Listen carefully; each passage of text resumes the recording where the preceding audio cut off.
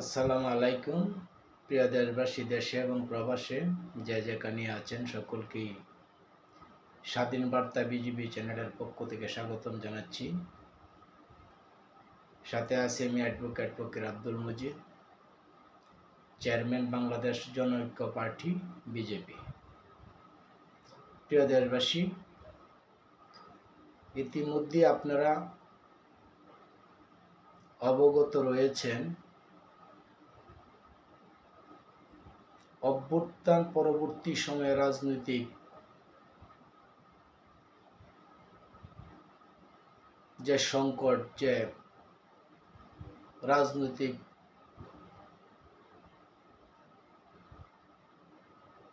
পরিবেশ পরিস্থিতির বাংলাদেশে চলমান রয়েছে, এ নিয়ে মূলত আজকে আপনাদের সাথে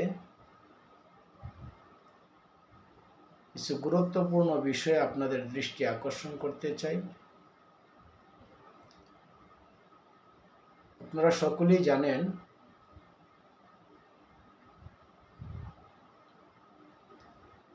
পাঁচই আগস্ট গণ অভ্যুত্থান তথা ছাত্র জনতার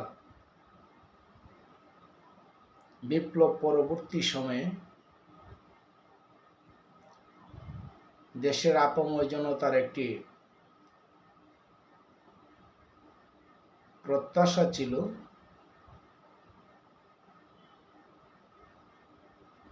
বিশেষত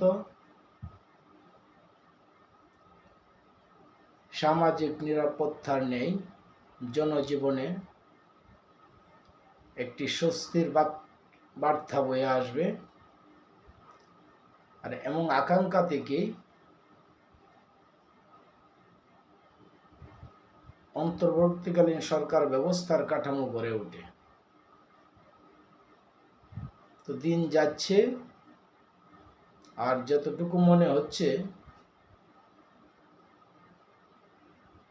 এবং একটি সংখ্যা মানুষের মধ্যে ইতিমধ্যে এক ধরনের একটি সংখ্যা দেখা দিয়েছে, অধিকাংশ মানুষের মধ্যে যে সংখ্যাটি সৃষ্টি হয়েছে যে চলমান রাজনৈতিক পরিস্থিতি বা রাষ্ট্রীয় শাসন কাঠামো আসলে কিসের ইঙ্গিত বহন করছে বা কোন দিকে নিয়ে যাচ্ছে দেশকে, বিষয়টি যদি গভীরভাবে লক্ষ্য করা যায় এক ধরনের উদ্বেগ এবং একটা দুশ্চিন্তার বিষয়কে কোনোভাবেই এড়িয়ে যাওয়া যায় না।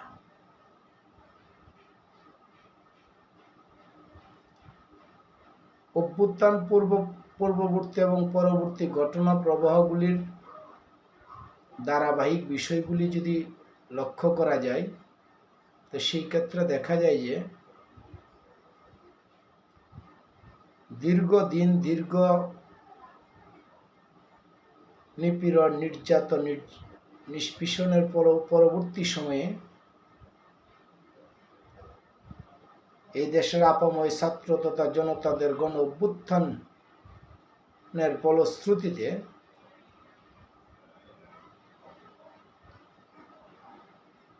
যে বিপ্লব সাধিত হয়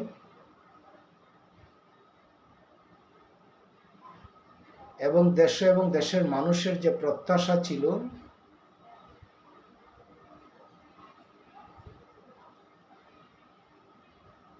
যে দেশে একটি শান্তিপূর্ণ রাজনৈতিক স্থিতিশীলতা বিরাজ করবে এবং রাষ্ট্রীয় কাঠামোর মধ্যে তথা জনমানুষের মধ্যে এক ধরনের একটি স্বস্তির ভাব ফিরে আসবে, এমন প্রত্যাশার প্রেক্ষিতেই গণ অভ্যুত্থান পরবর্তী সময়ে চলমান রাজনৈতিক পরিস্থিতি এবং কর্মকাণ্ড যে বিষয়গুলিকে আমাদেরকে ইঙ্গিত করে, আপনারা লক্ষ্য করেছেন আজকের জাতীয় দৈনিক পত্রিকার একাধিক পত্রিকার শিরোনামে উঠে এসেছে আশুলিয়ায় শ্রমিক অসন্তুষ্ট, শ্রমিক বিদ্রোহের বিদ্রোহ এবং শাহবাগে চাকরি প্রত্যাশী শিক্ষার্থীদের দাবির প্রেক্ষিতে ছাত্র শ্রমিক বনাম পুলিশ মুখোমুখি অবস্থায় নিহতের ন্যায় আহত অপ্রত্যাশিত ঘটনার যে অবতারণা হয়েছে, এমনটা নিশ্চয়ই এই দেশ এবং দেশের মানুষ প্রত্যাশা করেনি। বিশেষ করে অভ্যুত্থান পরবর্তী যে প্রত্যাশা ছিল এই দেশের মানুষের, কোনো অবস্থায় এই ধরনের রক্তক্ষয়ী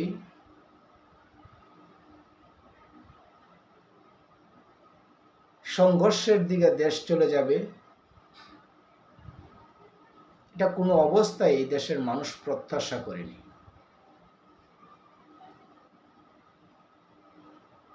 লক্ষ্য করা যায়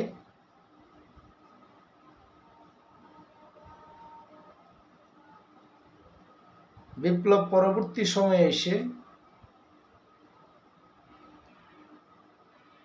এই দেশের আপাময় জনতা তথা 18 কোটি মানুষের যে প্রত্যাশা ছিল,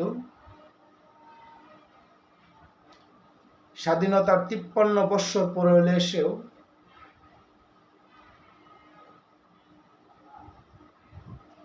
মানুষ আবার তাদের অধিকার ভোগ করবে, নির্বিচারে কারো প্রতি হামলা মামলা বা প্রহসনের শিকার হবে না। অত্যন্ত পরিতাপের বিষয়, ছাত্র শ্রমিকরা যখন তারা তাদের অধিকারের কথা বলতে আসলো, আমি একজন রাজনৈতিক কর্মী হিসেবে আমি ওই বিষয়টিকে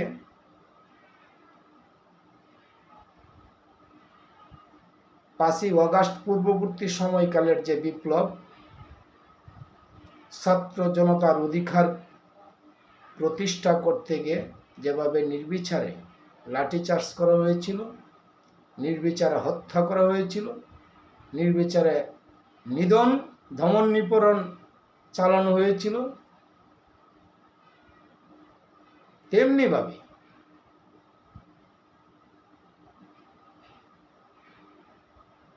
চাকরি প্রত্যাশী শিক্ষার্থীরা 35 বৎসর বয়সসীমা নির্ধারণের দাবিতে তাদের অধিকারের কথা দীর্ঘদিন যাবতই তারা বলে আসছে।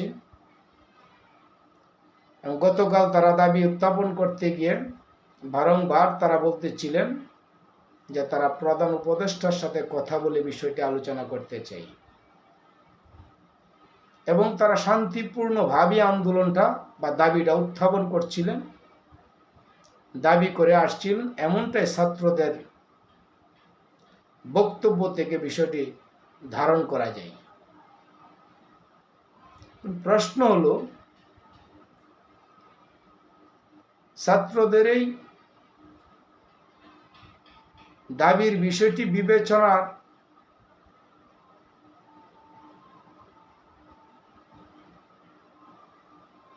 কতটুকু যৌক্তিক, কতটুকু বাস্তবসম্মত, এই সমস্ত বিষয়ে আলোচনার একটা দাবি রাখে নিশ্চয়ই। সেই ঘটনা বা সেই বিষয়গুলি আলোচনার মাধ্যমে একটা সমাধানে আসা যায়। কিন্তু আবারও পুলিশ ছাত্র মুখোমুখি টিয়ার গ্যাস নিক্ষেপ বা টিয়ার সেল নিক্ষেপ করতে হবে, এমনটি তো নিশ্চয়ই এই জাতি, এই ছাত্র শ্রমিক তথা এই দেশের মানুষ প্রত্যাশা করেনি। কেন নয়, ছাত্র জনতার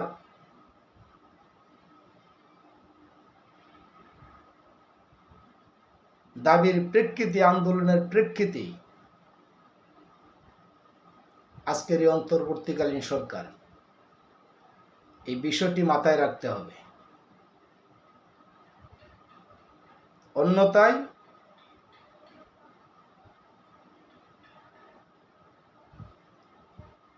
আবারও দেশকে একটি অস্থিতিশীলের দিকে নিয়ে যায় কিনা একজন রাজনৈতিক কর্মী হিসেবে এই শঙ্কাটিকে আর এড়িয়ে যাওয়া যায় না।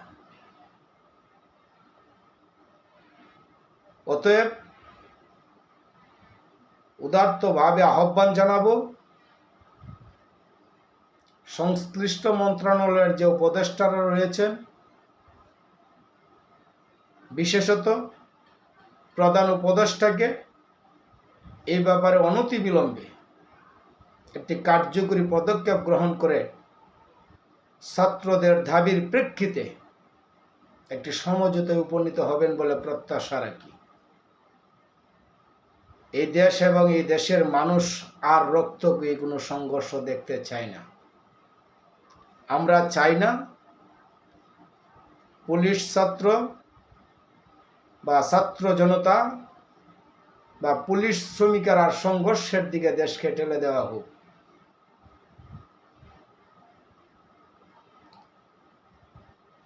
বিভিন্ন জনে বিভিন্নভাবেই বিভিন্ন ধরনের ইস্যু করছেন, বিভিন্নভাবেই মতামত ব্যক্ত করছেন। নানা ইস্যু, নানা মত বা নানা পথ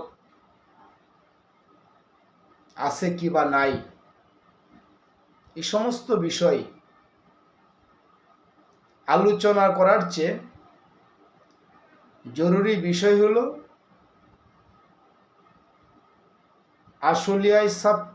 আশুলিয়ায় শ্রমিকদের উপর নির্বিচারে পুলিশি প্রশাসন এটা কোনো অবস্থায়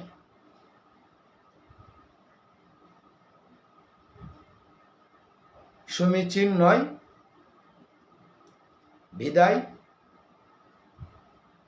সরকারের তরফ থেকে উদ্যোগী হয়ে মালিক শ্রমিক পক্ষদেরকে নিয়ে আলোচনা সাপেক্ষে একটি যথোপযুক্ত সমাধান করে শ্রমিক অসন্তুষ্ট বা মালিক শ্রমিক পক্ষের যে অসন্তুষ্টির সৃষ্টি হয়েছে, এই অবস্থা থেকে শ্রমিকদের অধিকারের বিষয়টি মূল্যায়ন রেখে একটি দ্রুত পদক্ষেপ গ্রহণ করার জোর দাবি জানাচ্ছি। প্রিয় শিক্ষার্থী বন্ধুরা এবং শ্রমিক ভাই ও বন্ধুরা, আপনাদের ন্যায়সঙ্গত অধিকারের প্রতি সম্মান রেখে উদাত্তভাবে আহ্বান জানাবো, নিশ্চয়ই আপনারা আপনাদের অধিকারের কথা বলার অধিকার আপনাদের রয়েছে, আপনারা আপনাদের অধিকারের কথা বলবেন। তবে তা যেন কোনো অবস্থায় সহিংস বা কোনো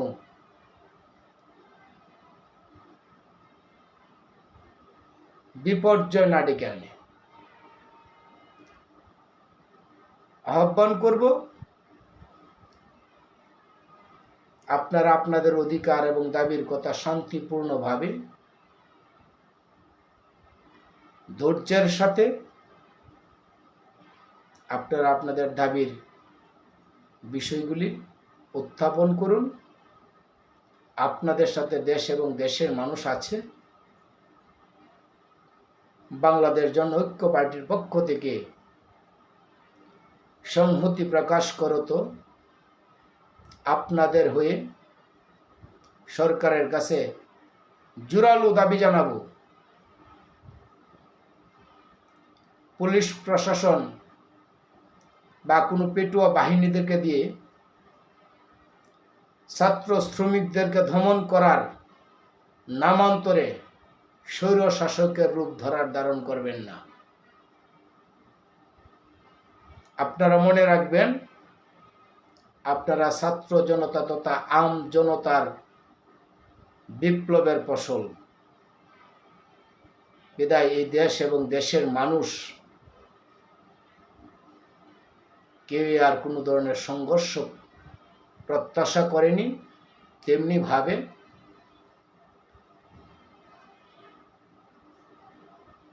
সার্বিক বিষয়টাকে বিবেচনা রেখে শ্রমিক মালিক পক্ষ তাদের সাথে আলোচনা সাপেক্ষে অনতিবিলম্বে একটি সমাধানের উপায় তথা শ্রমিকদের অধিকারকে মূল্যায়ন করার জন্য জোর দাবি জানাচ্ছি। পাশাপাশি বলতে চাই, ছাত্রদের যে দাবি বয়স সীমা 35 করা, এটা শুধু আজকে যে ছাত্র সমাজ বা ছাত্ররা যে দাবির উত্থাপন করছে, এটা শুধু তাদের জন্যই নয়। বিদায় বয়স 35 হলে আমি ব্যক্তিগতভাবে একজন রাজনৈতিক কর্মী হিসেবে, একজন আইনজীবী হিসেবে আমি মনে করি তাতে দেশের কোনো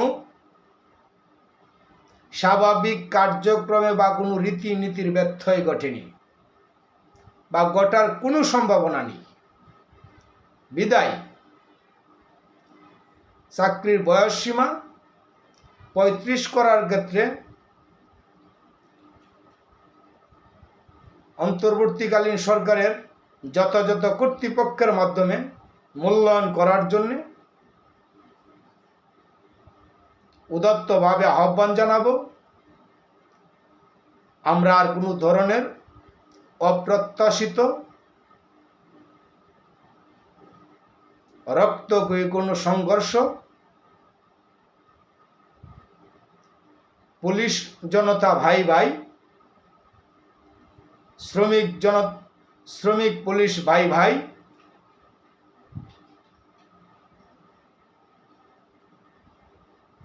ছাত্র জনতা ভাই ভাই, আমরা মিলেমিশে থাকতে চাই। সংঘর্ষ কেন? কোন একটি ঘটনা হলেই, অবতারণা হলে এটি সংঘর্ষ কেন? আবার আরেকটি কথা আসে যে এটার পিছনে কেউ না কেউ ইন্ধন যোগাচ্ছে। এই শব্দগুলি আমরা আগে নিয়ে আসি, কারণটা কি? ছাত্রদের বা শ্রমিকদের দাবির বিষয়গুলি ন্যায়সঙ্গত কিনা, বা কতটুকু ন্যায়সঙ্গত, কতটুকু বাস্তবসম্মত, আমি মনে করি রাজনৈতিকভাবে ভিন্ন দিকে দৃষ্টিপাত না করে ছাত্র সমাজ এবং শ্রমিকদের সাথে আলোচনা করে উভয়েরই দাবির বিষয়টি ন্যায়সঙ্গতভাবে নিষ্পত্তি করার যোগ্য বলে আমরা বিশ্বাস করি। অতএব এ নিয়ে পরবর্তীতে দেশে নতুন করে আবার বিশৃঙ্খলার সৃষ্টি হোক, এই দেশের মানুষ প্রত্যাশা করেনি। একটি শান্তিপূর্ণ রাষ্ট্র তথা সমাজ ব্যবস্থা, একটি শান্তিপূর্ণ শিক্ষাঙ্গন,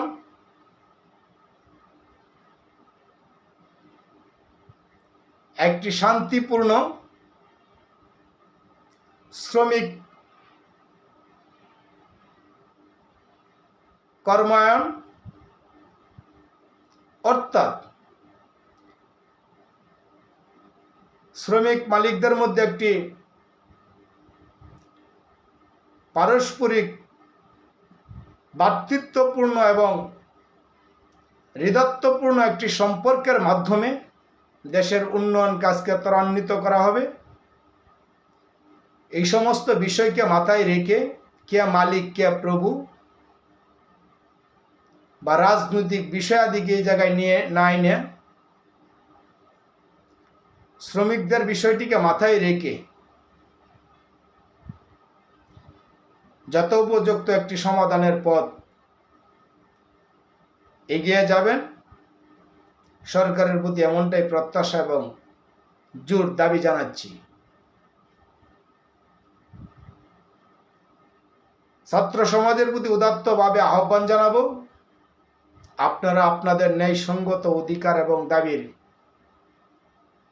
প্রতি দেশ এবং দেশের সর্বসাধারণের অকুণ্ঠ সমর্থন এবং সংহতি আছে বলে আমরা মনে করি। বাংলাদেশ জনঐক্য পার্টি বিজেপির পক্ষ থেকে আপনাদের সেই দাবির সাথে সংহতি প্রকাশ করে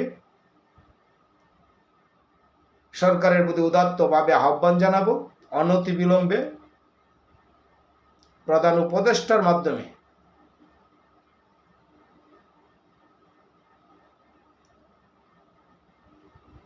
ছাত্রদের দাবিকে মূল্যায়ন করত একটি শান্তিপূর্ণ শিক্ষাঙ্গন তথা সারা বাংলাদেশের আপাময় সকল শিক্ষার্থীদের দাবিকে মূল্যায়ন করার জন্যে, গুরুত্ব দেওয়ার জন্যে নিশ্চয়ই আপনারা পদক্ষেপ গ্রহণ করবেন, এমনটাই প্রত্যাশা করি। আর চাই না বিভেদ। ছাত্র জনতা, ছাত্র শ্রমিক সকলেই ঐক্যবদ্ধভাবে প্রত্যেকের কর্ম এবং অবস্থান থেকে দেশ এবং দেশমাতৃকার কল্যাণে এগিয়ে যাব, এমনটাই প্রত্যাশা করি। জয় হোক জনতার, জয় হোক বাংলার।